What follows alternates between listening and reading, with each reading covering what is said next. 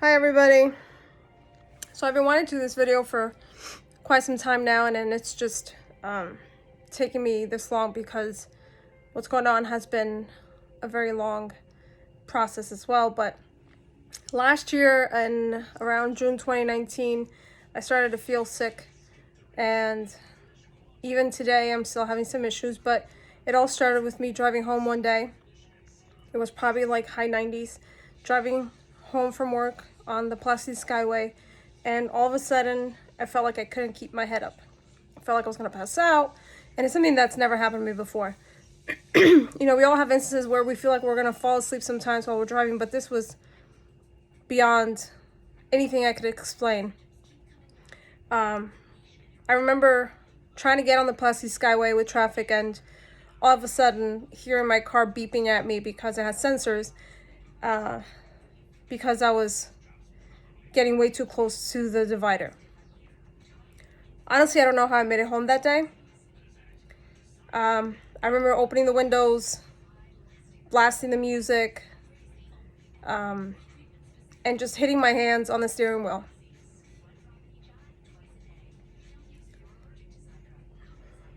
Excuse me.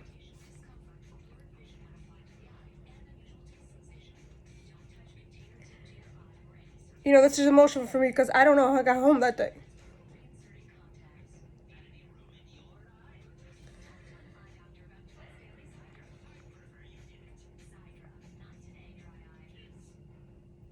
As time went by, things did not get better.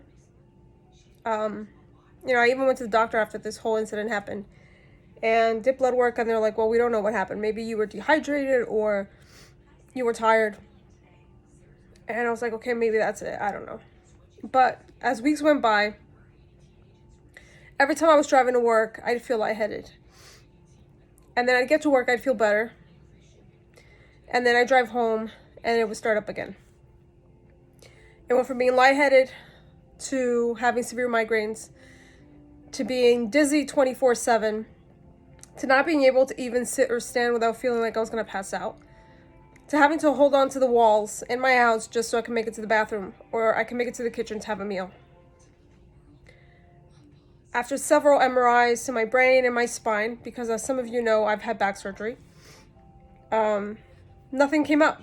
Nobody knew why this was happening all of a sudden, but many instances I couldn't keep my head up. I felt like my head was just going to fall forward and there was nothing I could do about it.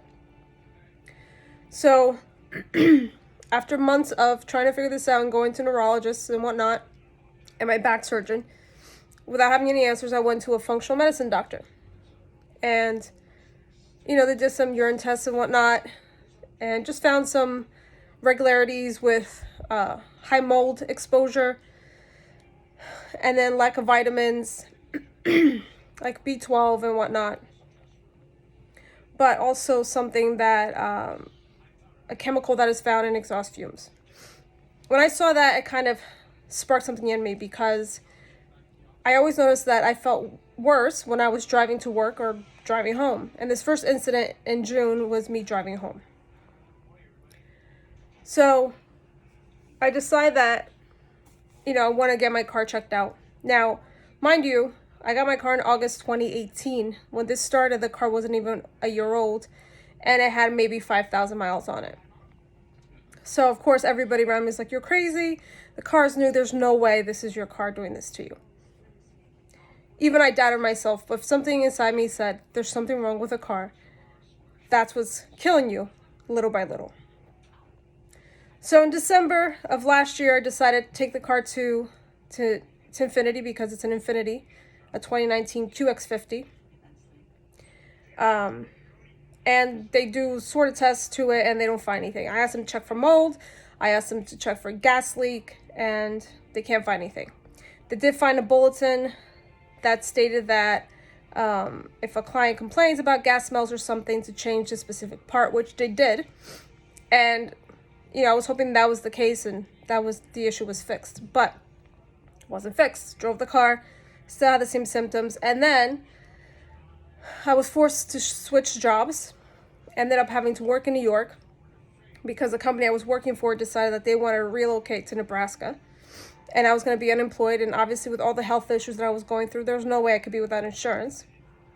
So I had to take a job in New York against everything I wanted because I hate commuting to New York. Especially with being sick, it's so much harder. But I took the job, and so my first week in New York, my husband was picking me up every day at the train station, which meant that he was driving the car the whole entire week, mostly. And he starts getting migraines. He starts feeling sick.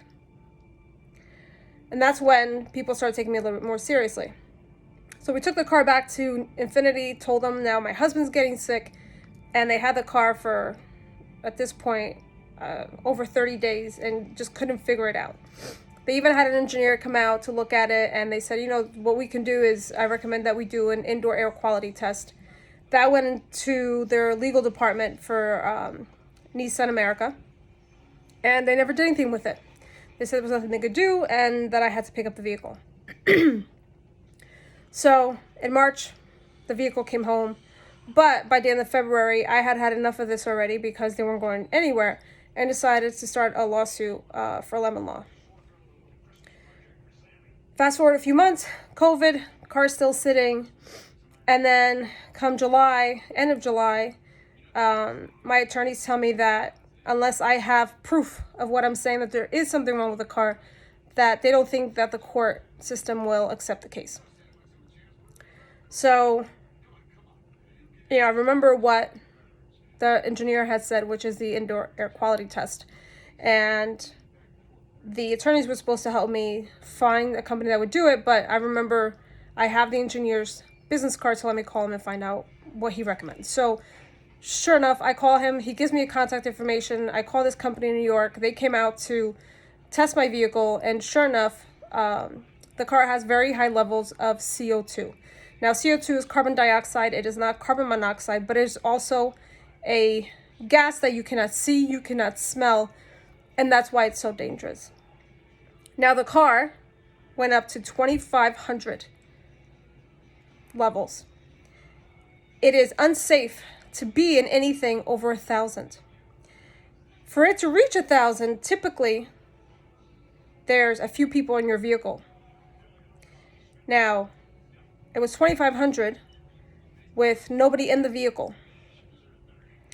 And that is why I was passing out, or close to passing out, in the car. Now, all this CO2, CO, any type of gas like that is obviously going to affect you neurologically. And that's everything that I had. Now, because of all the stress of everything I've gone through with this court case, with the Nissan Infiniti treating me like shit, because, honestly, this is my 6th vehicle with Nissan Infiniti. I've had 2 Infinitis, and the rest were Nissan. So I've been one of their clients since 2004. And they've treated me nothing but shit. Such a big company, you would think that they would listen to their client with their concerns, because this is honestly a life or death situation. Had I fallen asleep that day driving home, had the car not had sensors that started beeping at me, I was driving at 50 to 55 miles an hour on the Pulaski Skyway at 4:15, 4:20 on a weekday. Had the car not alerted me, we wouldn't be having this conversation today. So the fact that they ignored the engineer's recommendation to actually go out and do the indoor quality test is very upsetting. But with all the stress that I've undergone, trying to figure out what's going on and things with work, I also got TMJ. And for a lot of you who don't know what that is, TMJ is basically inflammation within the jaw, which causes a lot of migraines as well. And if it's bad enough, it could cause lightheadedness, dizziness, and whatever else. So here's why I'm doing this video. I want people to be aware, to pay attention. Just because your car has 5,000 miles and it costs $50,000, it does not mean that there's nothing wrong with it.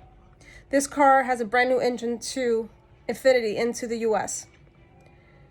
Any car maker is bound to have a lemon. It's bound to have issues. That's just how things are. You get a glitchy phone, you get a glitchy computer. Hey, you could have a glitchy car. Don't think that just because your car is expensive that There's nothing wrong with it. Pay attention. You feel sick while you're driving? Ask the question. Take the car back. Don't just let them walk all over you, because I am not letting them walk all over me. This has been going on since February 27th when I filed the lawsuit. But I spoke to Infiniti and to Nissan back in December and told them all of my concerns and asked them for help. I wasn't even asking that they would just take the car back because it's a lease and that will get something else with another company. I was saying, take this car back and I will get a replacement from you. It's not like I was just trying to get rid of the car so I would get rid of a payment. Instead, it was me just feeling unsafe when I was driving it and being concerned for my life and for the life of my husband if he drove the car. And nothing done. So as it stands today, I am still fighting this. The case is in court, and at this point, Infiniti has finally asked for more information, and hopefully they'll open their eyes and they will take this car back, and they will pay me everything that I am owed, especially the payments that I've been making till this date for a car that I cannot drive, because the company that tested it said that the vehicle is unsafe to operate. You would think that when Nissan and Infiniti saw that they would just be like, you know what? We screwed up. Let's just take the car back. Let's give her the money for the car and call it a day. But no, that is not what has happened. So, again, the message is pay attention. Don't let anybody tell you it's not the car. The car's new. It's got 5,000 miles. It's an expensive vehicle. Blah, blah, blah, blah, blah. All the crap I heard until I could prove there was something wrong with the damn car. So now you know. This is a story. This is what I've been fighting with for the last over a year now. Still dealing with the symptoms. The brain fog, the stuttering sometimes, the inability to complete a sentence. I am doing a lot better today, but let me tell you, if you had spoken to me over a year ago, you'd get a different story. Even going to doctors and them not knowing what's wrong with me and just saying, oh, you got migraines all of a sudden. No, I don't have migraines all of a sudden. I never suffer from migraines. There has to be something wrong. And them trying to push medicine on you that's not working and just keep telling you, well, take it. If this one doesn't work, we'll give you 5 different ones that you could try. Don't let anybody steer you in a direction that you know you're not comfortable with. Follow your gut. Listen to your gut. Anyways, been wanting to do this video for a very long time, and once this is over, I will update you. But I thought it was important to share my story and hope that somebody learns from it. Thank you for listening.